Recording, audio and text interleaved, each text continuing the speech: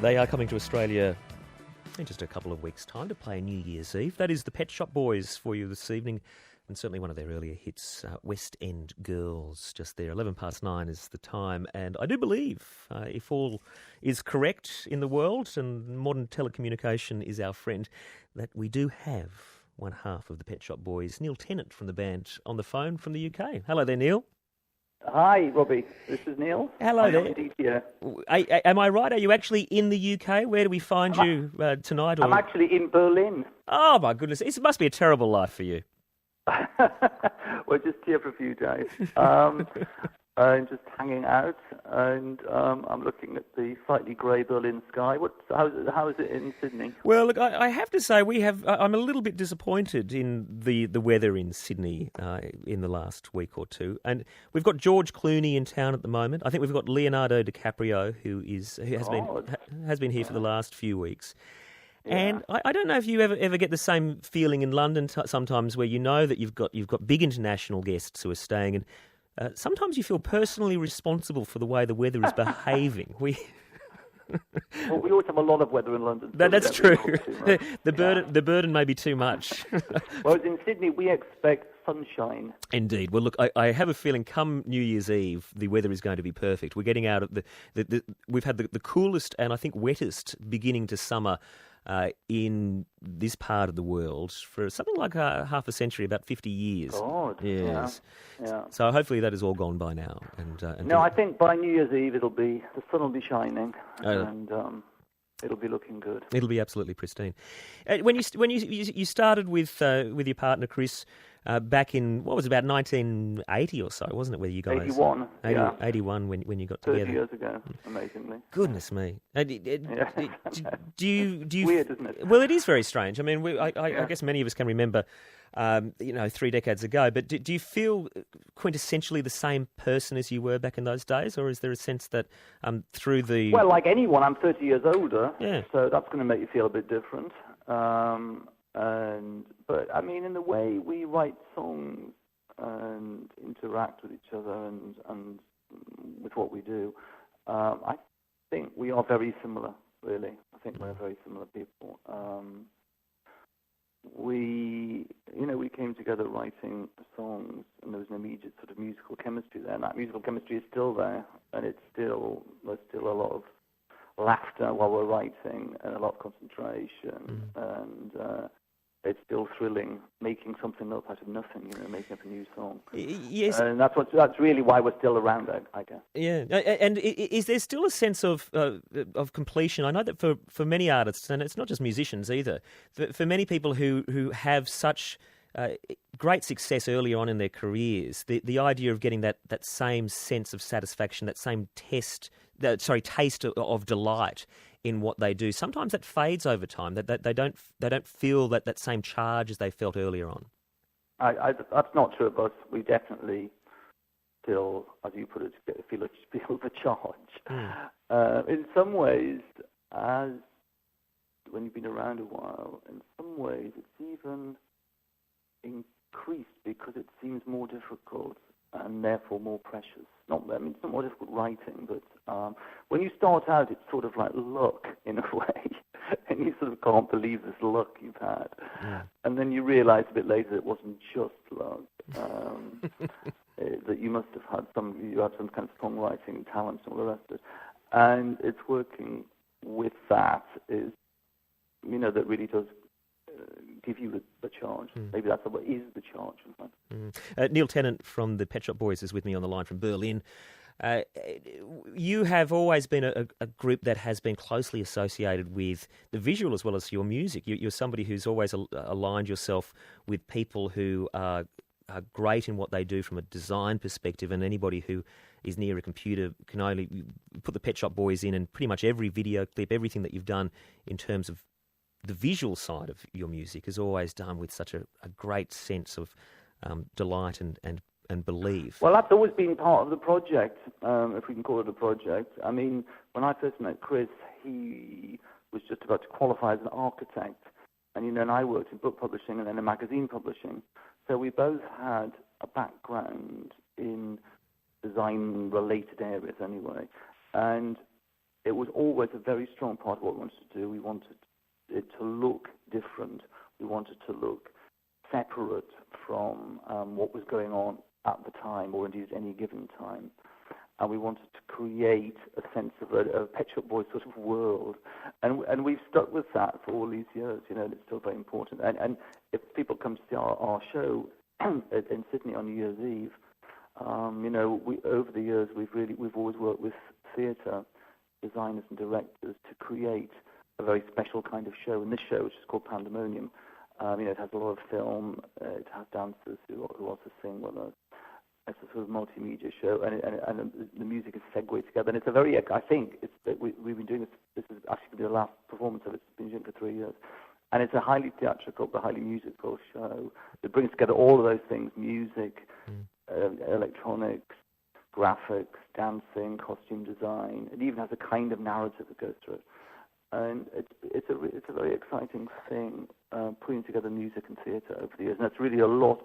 Of what we've done in London this year. We wrote this ballet called The Most Incredible Thing, which comes back again next year, and that's been really exciting, putting together contemporary dance with. So Neil, what do you know about ballet? How do you go about approaching that? Well, we have a friend who was a principal dancer at the Royal Ballet in London for many years. In fact, he left to be in this ballet. And so, we were very familiar. We saw quite a lot of contemporary dance, but we were very familiar with the sort of class Tchaikovsky sort of classics, Nutcracker Suite and those sorts of things. And Swan Lake and all the rest of it. And what we really wondered was whether it was possible to take the form of a 3-act classical ballet and do it with modern electronic music. And we took a story called The Most Incredible Thing by Hans Christian Andersen, which seemed to lend itself to be interpreted through dancing, not through words. And it was an experiment to see whether it was possible to take this classic form and do it in a contemporary way. And we're going to change it again when it comes back next year. But it pretty much worked. We just won 2 weeks ago. We won the Evening Standard Theatre Award for it, which is really exciting. And so I think we're actually planning to write another ballet now. But we've written a lot of dance music over the years, and it's dancing is dancing. Yeah. Classical ballet or disco dancing, it's still dancing. Neil Tennant from the Pet Shop Boys with me from Berlin. Obviously, you are attracted to taking risks. I mean, the ballet sounds like a risk that has obviously paid off for you. But looking back over the last 30 years, what are some of those risks that even you, looking back, are surprised have been successful or good for you? Well, I always remember the risk when I left my job, and I worked at this magazine called Smash Hits, which is a highly successful magazine. And when I left, they wanted me to become editor of it. And I left at the age of 31 to become a pop star, which seemed insane at the time. That personally felt like a big risk. I remember in 1988 when we decided to make an album, which was, rather than be a conventional album of 4-minute songs, was just going to have 6 12-inch versions of new tracks. And in fact, in America, they even called it an EP, not an LP. And in fact, it became our biggest selling album of all time, which was quite interesting because people, I think, have always underestimated the commercial appeal at that point of dance music. And I remember in the 1990s, we decided to see if you could mix electronic music with Latin rhythms, and we did an album called Bilingual. And again, that felt like a risk because you were taking the sound somewhere else. It's always a worry about whether the audience is going to go with you. Do you enjoy being a pop star? Yeah, I don't really, in my heart of hearts, think of myself as a pop star. I'm always surprised, not always surprised, I'm sort of surprised when people say things on the street to me because I'm not thinking about that normally. Right. I'm not really thinking about what we're doing. I do like being a pop star. I think it's an amazing life to have. We've spent so long and, been relatively successful, writing songs, and also with the same person, with Chris. I mean, that's been an amazing relationship. So yeah, I feel it sounds a bit kind of Oscar-winning speech, but I feel sort of privileged in a way. And also, there's something you're always aware of when you're on stage. And like last year, we were one of the headliners of the Glastonbury Festival, in 2010. And when you're on stage with 50,000 people going mental at Glastonbury, I often think, wow, 99.9% of people never have this experience. Yeah. And it's an amazing experience to have, and you've sort of earned it in a way through time, but nonetheless, it's also sort of an amazing piece of luck and determination about that. Yeah, you did a song for the TV show, Absolutely Fabulous. Now, I've been told that's our biggest hit in Australia. Well, it may well be, and there may be a few people expecting it on New Year's Eve. Thank you very much. Well, I'm afraid they're not going to get it. Right. So let's just get that out there right now. We are doing Go West, which I think is our second biggest hit in Australia. We'll manage expectations. But we recently had an approach from Absolutely Fabulous because it's coming back. Well, this is what I was about to ask. They've done a 3-episode return, haven't they? Yeah, they have. And I think our song is in it. Really? Or maybe they're using it as a theme song rather than the Bob Dylan song. Anyway, we had an approach because they wanted us to redo it with them. But the approach, it was rather one of those long-winded approaches. We didn't actually get it for like 2 months or something, by which time it was too late. But then we heard that they said that they're going to use the song anyway. So that was a lot of fun doing that. We did that really as a whim at the time. We just simply sampled lines from the first couple of episodes of the first series and put the chorus in, and then took it to Jennifer Saunders, who came into studio actually, and then did some new stuff on it. And it was really, really. We did it because we were fans of the show, Yeah.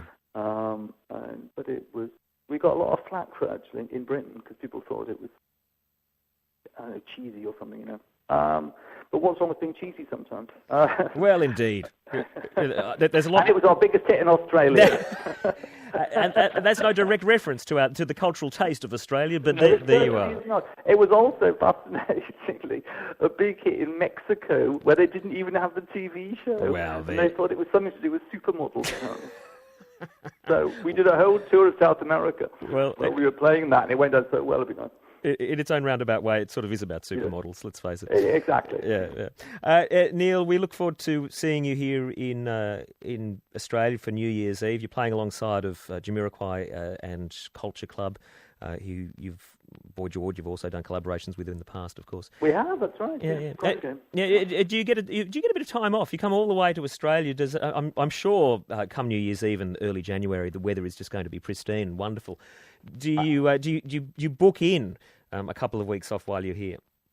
We haven't got a couple of weeks off, but we've got a few days. It's insane to go all the way over there and come straight back.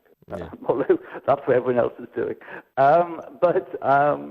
We're going to be there for just under a week, or maybe a week inclusively, because we want to get a bit of sun, and also, we've been to Sydney 2 or 3 times before, and it's obviously a fun city to be in. That's it's the height of summer, so it would be insane not to be there. All right, well, we'll look forward to having you here. Thanks so much for spending some time with us here on the ABC. Pleasure, and we look forward to being there. Yep, all the best. Thank you, Neil. Okay, bye-bye. See you now. Neil Tennant just there from the Pet Shop Boys. Here is just a little more of them if you feel like you've got your groove thing for a bit of dancing tonight.